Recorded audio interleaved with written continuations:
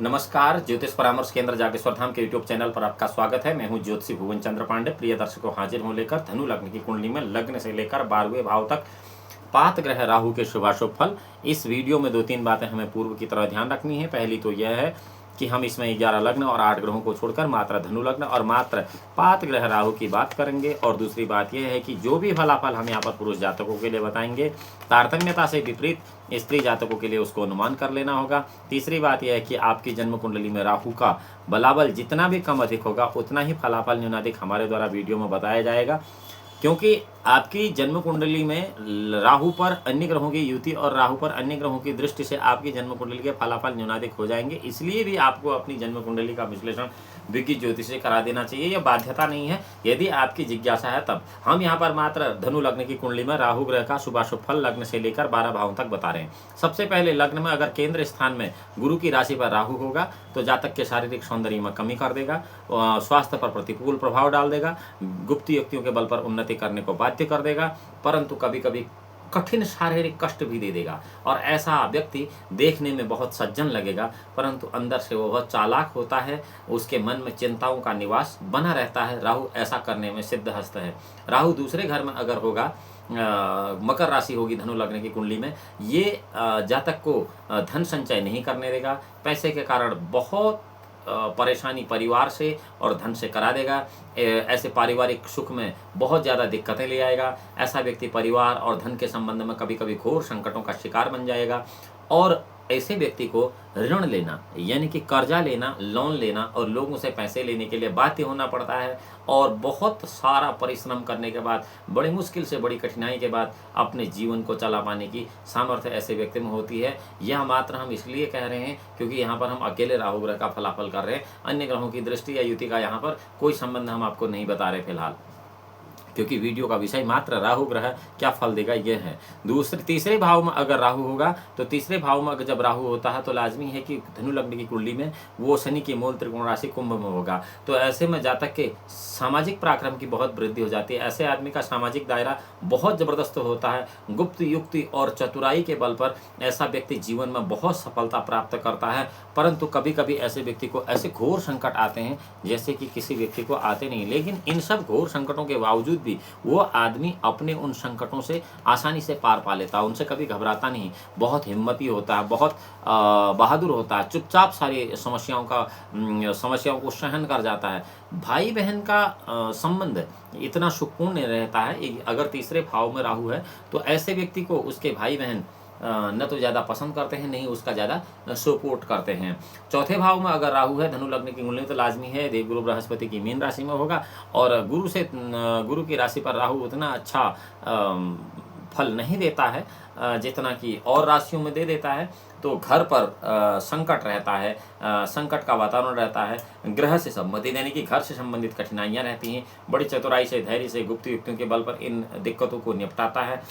धैर्य कभी कभी उसे घोर मुसीबतें दे देता है। भूमि मकान आदि का सुख प्राप्त नहीं हो पाता है। अशांति उसके चारों ओर मंडराती रहती है। धनु लग्न की कुंडली में अगर अकेला राहु चौथे भाव में है तो ऐसे आदमी को अधिकतर जीवन का भाग जो है वो किराए के घर में बिताना पड़ता है। वो आदमी अपना घर बनाने में उतने समर्थ नहीं हो पाता, जबकि चौथे भाव में अकेला राहु हो धनु लग्न की कुंडली में और अन्य ग्रहों से युति या दृष्ट न हो तब की बात है।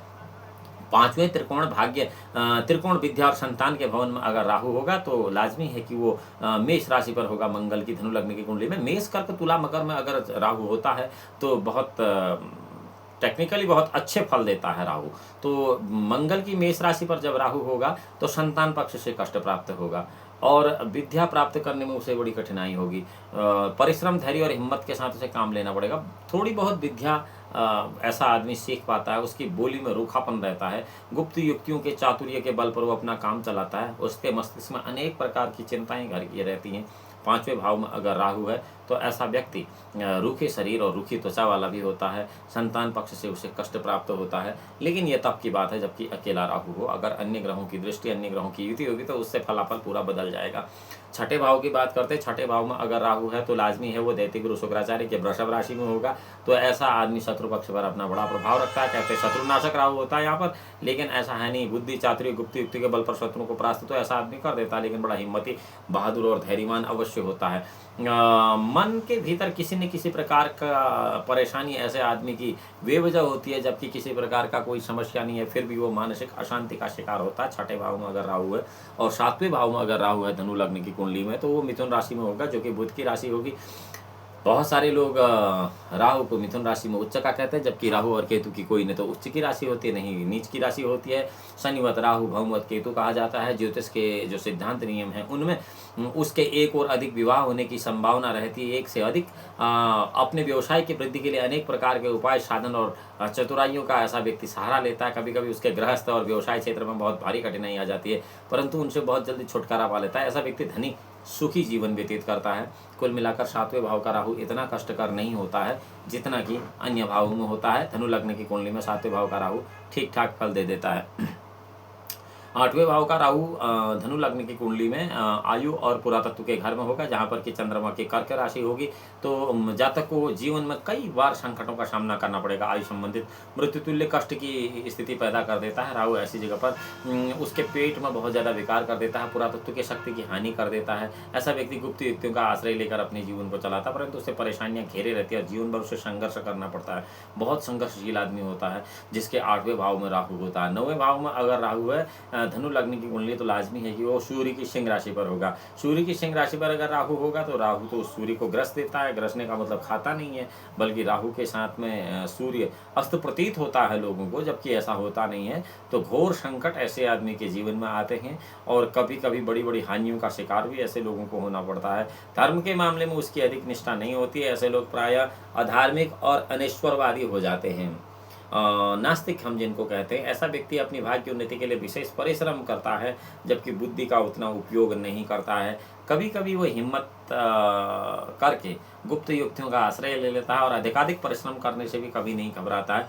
अगर नौवें भाव में राहु है, धनु लग्न की कुंडली है, तो ऐसा व्यक्ति बाहुबल से काम करना बहुत ज़्यादा पसंद करता है, बुद्धि बल से नहीं करना चाहता है, और वो शारीरिक श्रम बहुत अधिक मात्रा में कर देता है, जिसका उसे हल्का फुल्का अच्छा परिणाम मिल भी जाता है।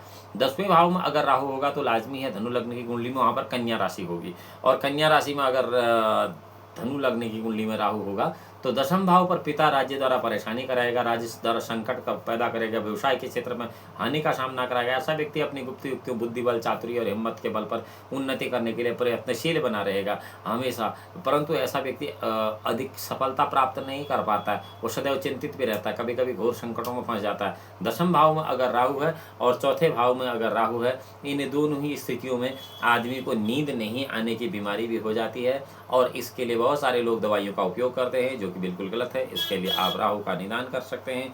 राहु के निदान के लिए ओम कया नक्षत्र आभवदूति सदाव्रतम शाखा कया सचेष्टया व्रता इस मंत्र का रात्रि में जाप कर सकते हैं। अनिद्रा की बीमारी आपकी स्वतः ही खत्म हो जाएगी और आप सुखी जीवन जी पाएंगे, क्योंकि नींद बहुत आवश्यक है इस शरीर को चलाने के लिए। यदि आप निद्रा पूरी नहीं कर पाएंगे तो आप मानसिक तौर पर अस्वस्थ होने की बहुत बड़ी संभावना रहती है। इसलिए 10वें भाव के राहु के लिए ओम कया नक्षत्र आभवदूति सदाव्रतम सखा कया सचेष्टया व्रता इस मंत्र का जाप कर लेना चाहिए।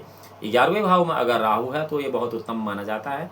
तुला राशि दैत्य गुरु शुक्राचार्य की धनु लग्न की कुंडली में 11वें भाव में आमदनी में विशेष वृद्धि कर देता है, लेकिन आमदनी ऐसी करता है जो कि उतनी धार्मिक नहीं होती है। धर्म और अधर्म का विचार किए बिना आदमी को आमदनी करने पर बाध्य कर देता है। 11वें भाव में राहु धनु लग्न की कुंडली में अगर तुला राशि में राहु है, तब चतुराई बुद्धि बल से बहुत ज़्यादा लाभ प्राप्त करता है। कभी कभी उसकी आमदनी के क्षेत्र में कोई घातक कठिनाई आती है, लेकिन स्वतः ही बहुत जल्दी उस पर रिकवरी हो जाती है। उस समय वो अपना धैर्य नहीं छोड़ता, हिम्मत से काम लेकर उन कठिनाइयों पर विजय प्राप्त कर लेता। ऐसा व्यक्ति धनोपार्जन खूब करता है और समाज में धनी समझा जाता है। जबकि 11 भाव में राहु, 12 भाव में अगर राहु है लाजमी वो मंगल की वृश्चिक राशि में होगा, जबकि धनु लग्न की कुंडली की हम बात कर रहे हैं। तो 12वां भाव ही क्या है, बाहरी स्थानों से आय और लाभ का संबंध का भाव है, व्यय का भाव है और न्याय का भाव है। इनमें जातक को खर्चा बहुत अधिक रहेगा, खर्चे के कारण परेशानी चिंता रहेगी, झगड़े झंझटों का सामना बहुत करना पड़ेगा, बाहरी स्थानों के संबंध से कष्ट बहुत ज़्यादा होगा। ऐसा व्यक्ति हिम्मत, धैर्य, पराक्रम, गुप्त युक्ति के बल पर कठिनाइयाँ जो हैं उन पर हल्का फुल्का सफलता प्राप्त करता है और प्रयत्न करता है उसके लिए। संकट के समय वो नहीं घबराता। लेकिन द्वादश भाव में अगर राहु है धनु लग्न की कुंडली में, तो ऐसे लोगों को उन लोगों के साथ झगड़ा हो जाता है, या लड़ाई झगड़ा या झगड़े झंझट उनके साथ हो जाते हैं जिनको वो जानते नहीं, बाहर के लोगों से, जिनके बारे में वो ज़्यादा न जानते हैं न ज़्यादा समझते हैं, इनके साथ वाद विवाद इनका हो जाता है। जबकि 12वें भाव में राहु होता है। तो ये तो था राहु का लग्न से लेकर 12वें भाव तक शुभाशुभ फल जन्म कुंडली में। आप अपनी जन्म कुंडली का विश्लेषण व्यक्तिगत तौर पर करा लीजिए, यदि आप, ये बाध्यता नहीं है यदि ज्योतिष की जिज्ञासा रखते हैं। और ये ध्यान रखिए कि आपकी जन्म कुंडली में अगर राहु अन्य ग्रह से युत है, अन्य ग्रहों से दृष्ट है, तो उसके फलों में भी तारतम्यता से न्यूनाधिकता आएगी और उसका आप निदान भी कर सकते हैं। राहु के निदान वैसे इनमें अलग वीडियो बना रखे हैं, उनको आप देख सकते हैं। और यदि आपको यह वीडियो रोचक लगती है और ज्योतिष संबंधित जानकारी आप चाहते हैं, तो ज्योतिष परामर्श केंद्र जागेश्वर धाम के इस यूट्यूब चैनल को लाइक कर सकते हैं, सब्सक्राइब कर सकते हैं, बेल आइकन का बटन दबा सकते हैं। सोशल मीडिया प्लेटफॉर्म पर सबसे पहले जानकारी प्राप्त करने के लिए अपने मित्रों को, परिवारजनों को अगर बताना चाहते हैं तो आप शेयर कर सकते हैं इस वीडियो को। अगली वीडियो में हम मिलेंगे धनु लग्न की कुंडली में लग्न से लेकर 12 भाव तक पात ग्रह केतु क्या शुभाशुभ फल देते हैं। भगवान भोलेनाथ आपका परम कल्याण करे। तब तक के लिए नमस्कार।